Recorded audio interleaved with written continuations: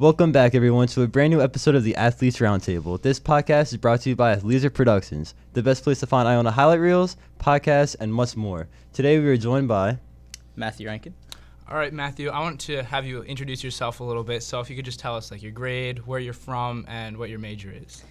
So I'm a senior. I major in digital media and production, and what was the last one? Well, where you're from. I'm from Australia. That shouldn't be hard to remember.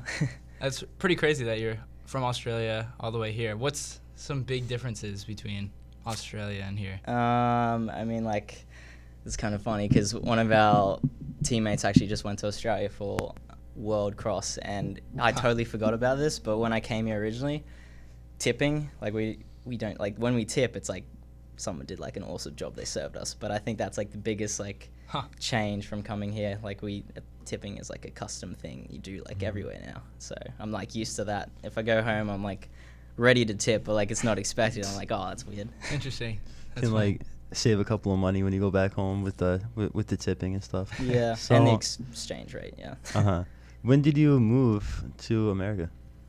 So I came here in January 2020. So kind of a rough time because COVID just started. But halfway through the semester, I took a gap year after high school, and just started then. Yeah. So is it straight to college from Australia? Well, I had a gap year, just working. So and stuff. You had half a year okay. Yeah. Because I would have.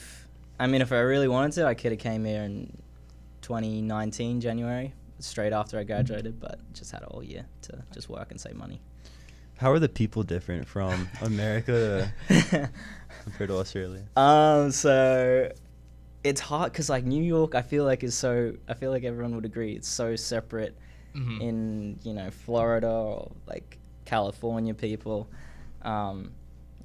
but I would describe a New Yorker just not typically ready to strike up a conversation if you want to approach them. If you want to say oh hey, what's up, they kind of look at you and why is this guy saying hey when you're just trying to be nice and say good morning or something. Whereas if you go back home, if you say hey to someone oh hey, how you going? Mm-hmm.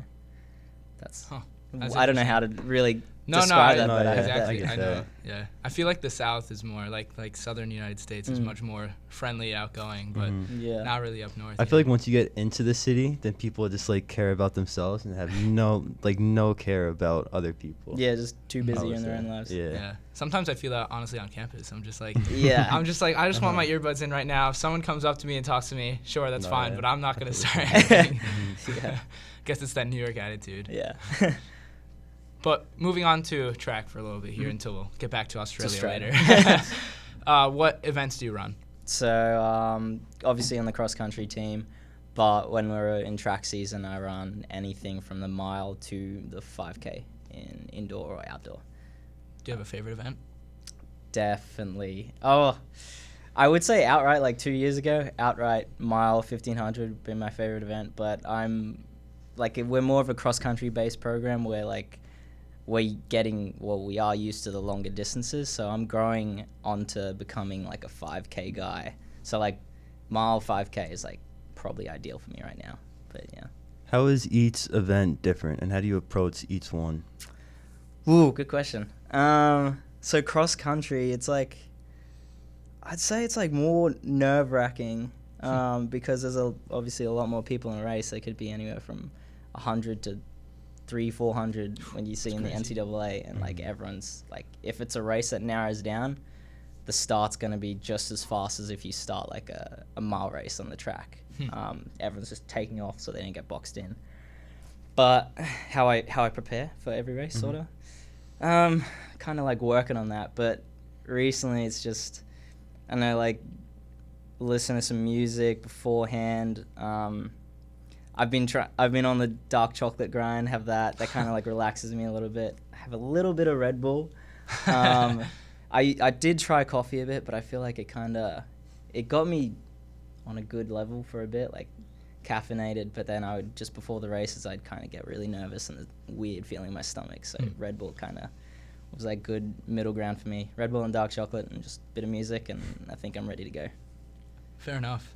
How did you first get into it? Were you always a good runner from the start in Australia? Oh, this could be a long story. I'll try and make it short. Make it as long as you want. So I always did run in like primary school for like the cross country. I don't know how it works, and I know you do like teams and stuff here, but I always did like the cross country when it came around once a year at school. Maybe I'd go like to the next level, districts, but I played tennis for like since I was 4 until I was 15, 16, and I was always like decent at it, decent at running because of tennis. And so I'd only do it for like, once a year kind of thing. And then when I turned 15, 16, athletics carnival, I threw a javelin, kind of like ruined my shoulder for a bit and tried to get back into tennis, and things didn't really go as planned, didn't have like a smooth recovery, and like didn't properly treat or get it checked. So I had like the running to fall back on. I put more time into running, and junior year, you guys would call it. Okay. Junior year of high school, I put a little bit more of effort into running, and then at regionals, I had a good result. I came 4th there, and then I was like, oh damn, maybe if I train a little bit more, I'll do something good. So I got 4th there, went to states and placed. No, sorry, I'm getting that mixed up. Sophomore year in high school, I placed 4th at regionals, and didn't worry about going to states. Train a little bit more. Junior year, I won regionals, placed 5th at states. Didn't worry about going to nationals. And then senior year, a coach picked me up, gave me a training plan. Senior year, and then I ended up coming 2nd at states, and then 2-3 weeks later, I ended up winning nationals. Really? And came runner-up to a New Zealander. Wow, that's incredible. Yeah, it was a pretty crazy last 2 years of high school. Sounds like it. What would you say is your favorite part, or you can say least favorite part too, of track in general? Least favorite? I'm growing to like it because I absolutely love tennis. Okay. So for a very long time I was like tennis, like outright. I love tennis so much more than running. But now I'm like appreciating the side, like the enjoyment out of running when you do get fit and you feel like it's easy. But the worst part is when you're not fit, and when you get injured, it's like so hard to avoid. You have to like maintain your body so much, but it's hard because there's like a gray area. If you train too much, then you'll burn out, you get injured. If you don't train enough, then you won't see improvements. So I think it's just like that like very touchy part of running, which is very annoying. But also, if you're not fit, then every workout's going to feel like, dog water. What are some of the ways you like stay fit and keep yourself prepared? This year is my best year, obviously. Just stayed healthy for the longest period of time I've had. And I mean, what's been working is sleep. That's definitely up there. Still not great at it, but getting better. None of us are. Yeah, I mean, we're in college. Fall asleep at like 2 a.m. Yeah. Sleep and just doing like the little stuff, like actually staying on top of consistently stretching, cooling down, like after runs, before runs. And then like what I found over the last 3 years is like parts of my body, like my hips, hamstrings and glutes are like weaker than, normal. So I'd have to like focus on that more, and over the last 2 months I've been able to stay healthy and hone on those weaknesses and strengthen them. How do you cope with an injury? How does that work for you? Oh, it's rough. I think it's like, for me, it was really tough when I was like I would string together, like I'd feel healthy for 3 weeks and then hit a bump again. I'd be like, like what's going on? What am I doing wrong? Especially coming from Australia, but like when I didn't really have an injury and then I came here and kind of got an injury after injury, I was like, maybe this wasn't the right move. I kept doubting it a bit, but I mean, now if I got injured, it's just like shows like what I have to improve on. It's not like I mean, it's a weakness, but like it's something to learn from, and just like stay consistent and persistent at being at your craft, really. Yeah. So would you say there's like too much pressure being a college athlete? I feel like I don't say I feel pressure more than others, but like I always felt like even back home, a lot of the pressure was because of my parents. Like obviously your parents want to see you do the most, and when I came here, it was like still even though different continent, I had that like pressure. I was like, I got to make my dad proud because I said that like, college is going to be great for me.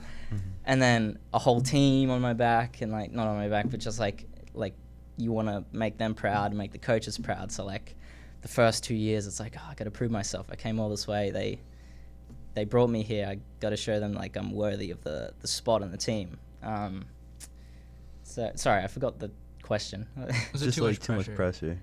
I mean, you get used to it. Like it's ways to handle it, but over experience, you get used to like running off the pressure, or like using the nerves to race better. What's the training process like? Obviously, it's different throughout the season depending on what season you're in, but overall?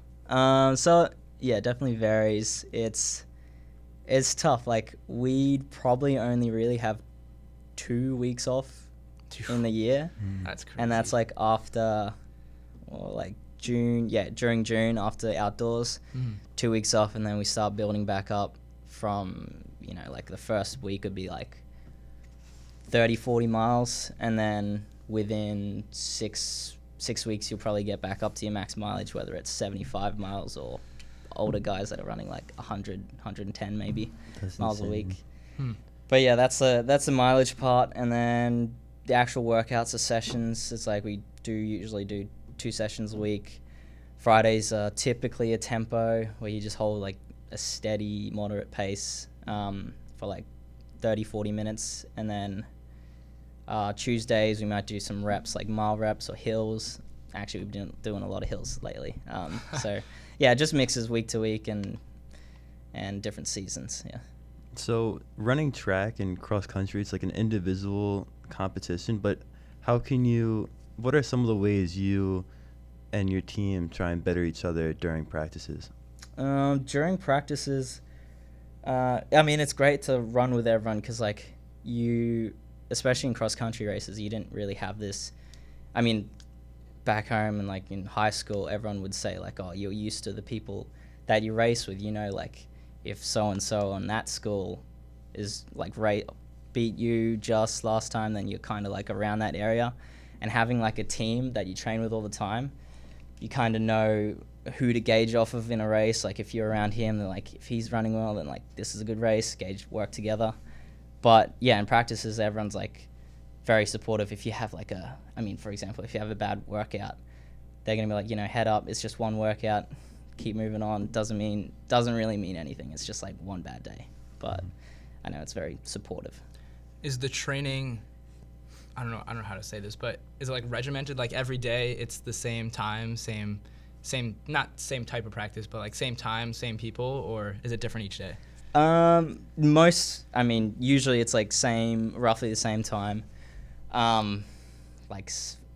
We've been working out in the mornings, like 10 workout days, Tuesday, Friday, 10 o'clock we start stretching. Easy runs, we start going at like 9:30, and on the weekends usually 8 or 9. But I mean, it does vary during the seasons, whether it's summer, whether it's winter. But in terms of like running training groups, we usually stick with the same group. If some people might drop back if it's like they're not having a great season, or if they might be training too hard, or if some people like doing really well in the group, not necessarily like better than the group, but just like adapt better in a higher group of faster paces. But doesn't really vary too much in that sense. So outside of track, obviously that takes up your mornings a lot of times and many times during the day, and then you have classes. What about like outside of classes? Do you have any like hobbies that you like to partake in around school or outside of school? So I mean, 3 years ago, I'd say like I play a bit of guitar, maybe a game usually, but during COVID I picked up like filming, and then got really into editing, and then realized that instead of just a hobby, it's like something I can, make a living out of. So I've really spent a lot of time somehow to build up a really good portfolio and a reputation for myself in like filming and editing, like content creation, really. What's like some of the stuff you do with like your creation and content? Yeah, so love shooting sports. Currently I'm like doing an internship with a running company called Trials and Miles, and they host or sponsor some running events in the tri-state area. And so I shoot a lot of live running stuff and create like little short reels that are obviously popular these days. On top of that, I do some like fun stuff. I come out and shoot some of the games, like basketball games, and maybe might try and get out and do some lacrosse games, or whenever soccer plays again, blah, blah, blah. But outside of that, I started shooting like bar mitzvahs, and Really? I shot like a real estate the other month, and just whatever I can do. Eventually I do want to dip my feet into like wedding videography and stuff like that, but it's just testing out for now. We obviously, everyone who watches this show knows that Jordan and I do a ton of stuff like that, editing, sports especially. But I feel like people don't really realize how much work gets put into it. Like, you're just there for hours, just sitting there in front of a screen. For like a minute or 2 minute long video. Yeah. There's a reel I made recently that was literally 44 seconds, and I probably spent 5 hours trying to get it perfect. Oh my gosh, it took forever. There's so much to like organizing clips, and then just if you want to like color grading or transitions, stuff like that, it's just like, when I was talking to you earlier, just one transition could, depending how much effort you want to put into it, it could take between anywhere from 30 minutes to 3 to 5 hours. It's insane. Yeah. I mean, it's fun though, but it is fun. It is a lot of commitment. It's it's very satisfying when like people like, oh, cool video. It's like it's kind of worth it. So, did you come to Iona for the video video program that they had, or why did you come to Iona in the first place? No, not at all. Sorry, I should have mentioned that one. So after I ran nationals, and during that year, that gap year before 2020, was when I like worked a lot and raced a lot. And during that time, like the assistant coach was like messaging me, and to like come bring me over on a scholarship at Iona and run with the team. And originally, I wasn't even thinking of doing university back home, or let alone America. But yeah, so once he brought that idea up, I was like, oh, sick, that'd be awesome, like free education. So I was like, I came here for the running, but it's just nice to think that like out of the decisions I made, I found my hobby out of it, my second career kind of thing out of it. So yeah, just worked out well. And then Sorry, go ahead. For this season, do you have any individual goals?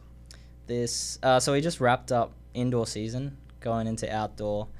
I do have I obviously want to I haven't made regionals yet. I've always kind of have a tough time during this year. I've never raced indoor. I'm a senior. This is my first season racing indoor. So making the regionals in Florida, I think it is, would definitely my goal. But like specifically in terms of times, I would focus on the 15 and the 5K, and I think it's like a solid goal for me if I do like run a 3:40 for 1500 or a 13:40 for a 5K, something like that. So I think this was recently, but for the mile run, you broke 4 minutes. That's crazy. I ran a little bit of cross country, and that is insane. But so that's number 2 all time for Iona, right? Yeah. Is it a goal for you to try to get to that number 1 spot? Absolutely. I just gotta stay healthy. I think like consistency is definitely the number 1 thing in the sport, and in basically all sports. But unfortunately, I don't know if we might not have a mile on the outdoor schedule, so I might have to wait till next indoor season next year to have a crack at it. But I'm definitely going for it next year. All right, so we're going to take a quick break, and we're going to come back with our segment. We were not going to do rankings this week, but the name was just too perfect. The name was too good. Matthew Rankin on our podcast, and Rankin's Rankings. It's got to happen.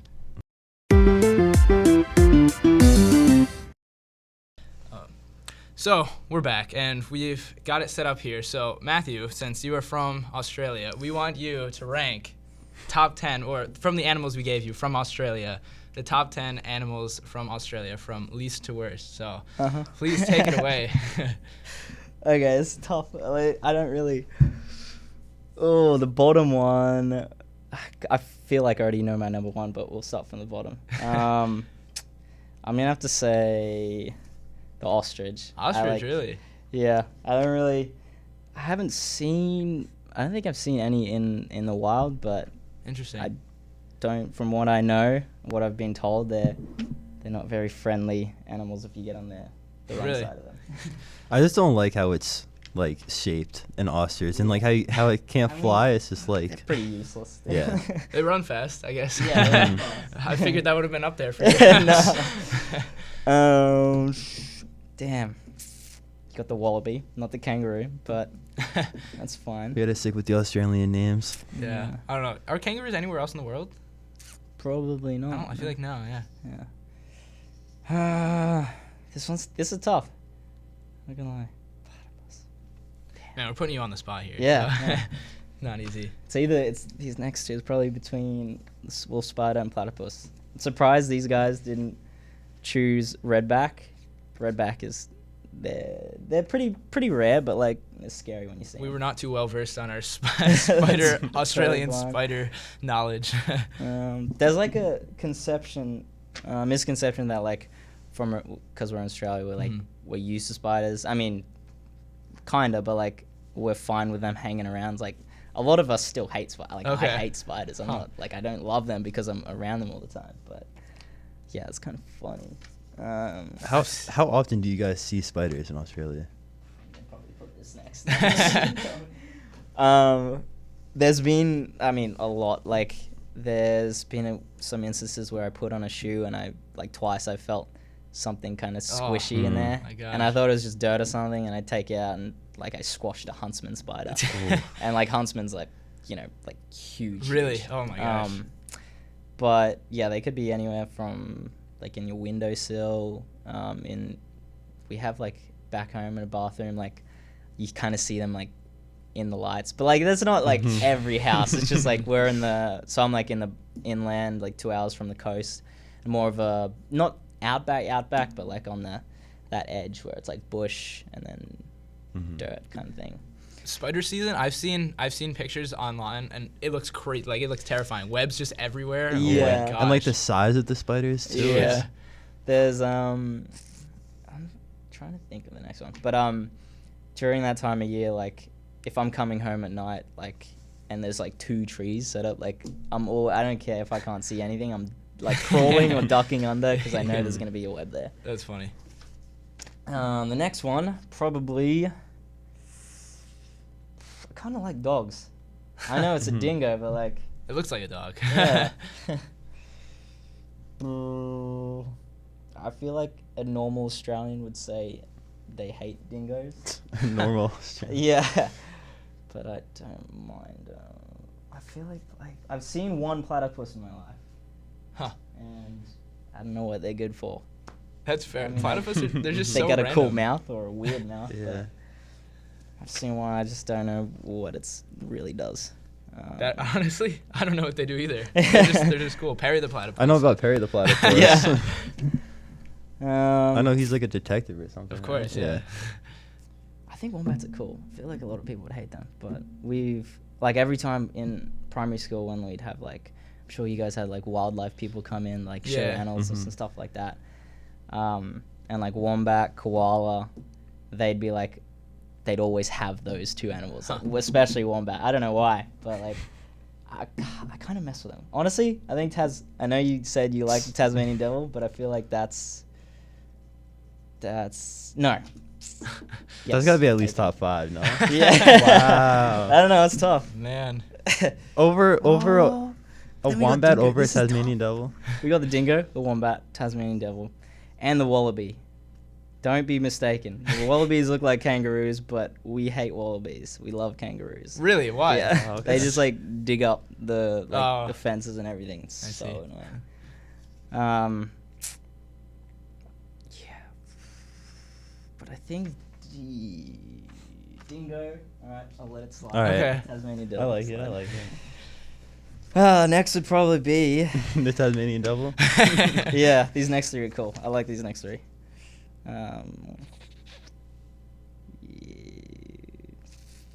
Tasmanian. Actually, no, wallabies. Screw wallabies. Kangaroos is what we go for, not wallabies. Tasmanian devil.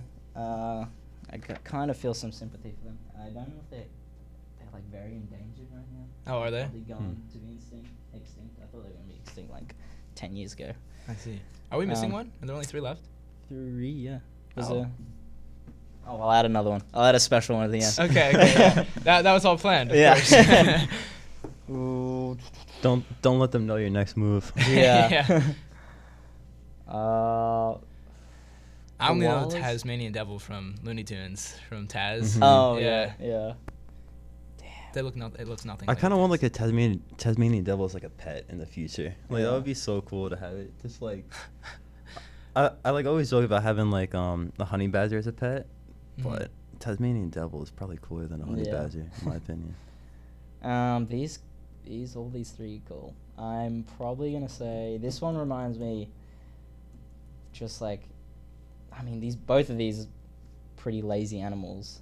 I think this one especially, but this one's just like, kind of does its own thing. This one's just The koala's really cuter. useless. And Yeah. koalas, I don't know if like this is known, but like a lot of them like carry chlamydia, Really? like which is Hmm. like weird, like crazy. That's interesting. But so yeah, for that reason, yeah, this next one's easy. Wombats, I kind of like them. They're pretty useless, but they're cool. They just kind of like lounge around and do their own thing. They don't really bother anyone. I see. Quokkas. Oh, there's the other one. It's on the thing. Ooh, that's actually, I don't even know what this is. That's crazy. I was like, I definitely Oh, did 10 yeah. of those. Cappy. A capybara? You don't have those? Or I mean, we probably do. I don't know, maybe not in maybe my not town. near you. Okay. Yeah. Interesting. How did I forget about the capybara? I mean, they kind of look like that. They look similar, yeah. You can probably rip the whole thing, like the tape off too. No. And just leave it, yeah. Easy. I probably should rip this one off. Oh, God. Cut the clip.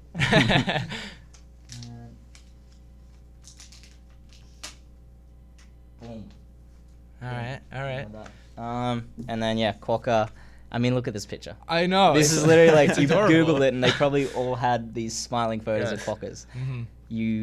Everyone loves these. Are they I mean, common? I haven't personally, hey? Are they common? No, I haven't seen one, but like Oh, I've okay. seen so many videos of Yeah, like yeah. people just going up Mhm. to quokkas and just like, what's up? Oh, these are so cute. Damn, it's number 1. Mhm. Honorable mention, Mhm. since like we fill it up, but Yeah, I yes. feel like honorable mention is probably birds, but like I want to narrow down one bird, and I'd say what I miss the most is the kookaburra, because like, I mean, they're not the prettiest bird. They're cool. Mhm. They're very unique. They're different. But their sound, they literally sound like people are laughing. Like Really? if you Huh. hear them, like, yeah, it's like just if they're in tall trees, like echoes and it's just like laughter. It's kind of cool. That is cool. I feel like it's cool, but it could be like scary too at the same time. Well, like Just it's not sleeping like, at night, you like know? an evil laugh. It's just, that's what they call like, when birds chirp, they're like, oh, kookaburras are Huh. laughing. Who knew? That's what they say. That's what we say. So. Surprising that the capybara is third. I know you said you have never really seen one. Yeah, I was just like kind of throwing it in, but like it resembles the wombat and like I don't know. It But you just told kind of me have like it a little also- flow to it, yeah. Yeah, you told me it rides crocodiles. Yeah, there's Yeah. a video And, recently that I Mhm. saw that there's just like riding a crocodile around, but which is kind of legendary to be honest. But Yeah, that's pretty cool. yeah. that's probably what I'd say. I'm sorry if the koala's not like number 2 and the wombat's number 2. I feel just like, I mean, chlamydia. Yeah.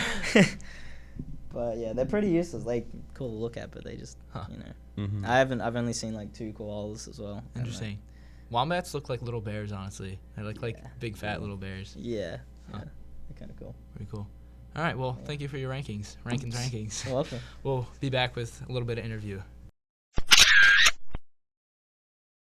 And we are back from the rankings. So, a couple of questions to finish up the interview.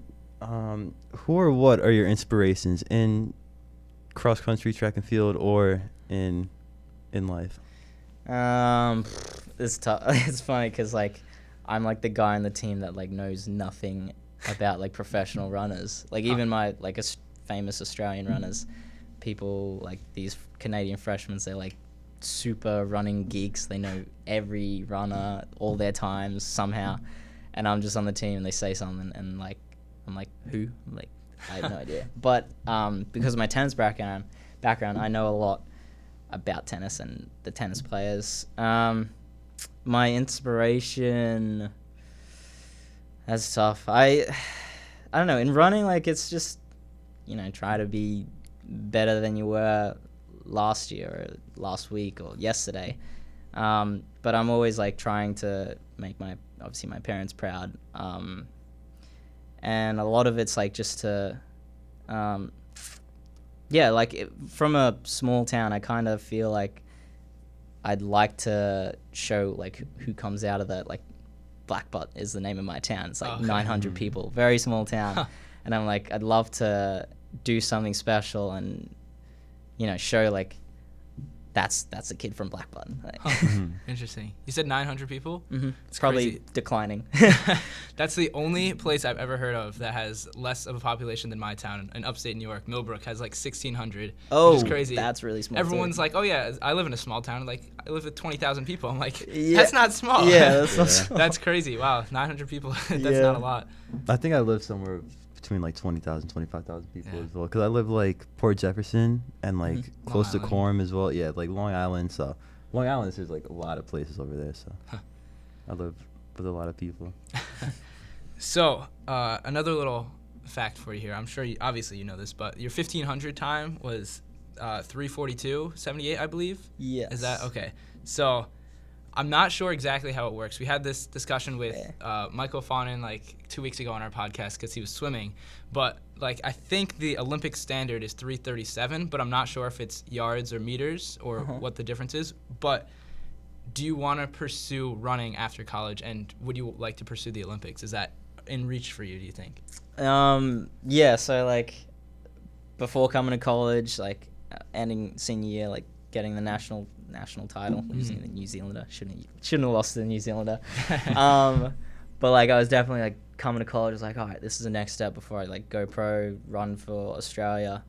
And then the last like 3 years was tough. I was like, damn, like these runners in college, like all over the world coming here to race, they're like, it's basically a professional league. Like the sport in like the college scene has dramatically increased in competition and depth in the last 3-4 years. Like we were talking about this the other day, like a 3:58 time would have, I'm sorry, I'm going a bit off topic. No, please. But a 3:58 time would have solidified me into indoor nationals 5-6 years ago. Wow. But, I don't know what's like shoes maybe, but different training. I don't know what.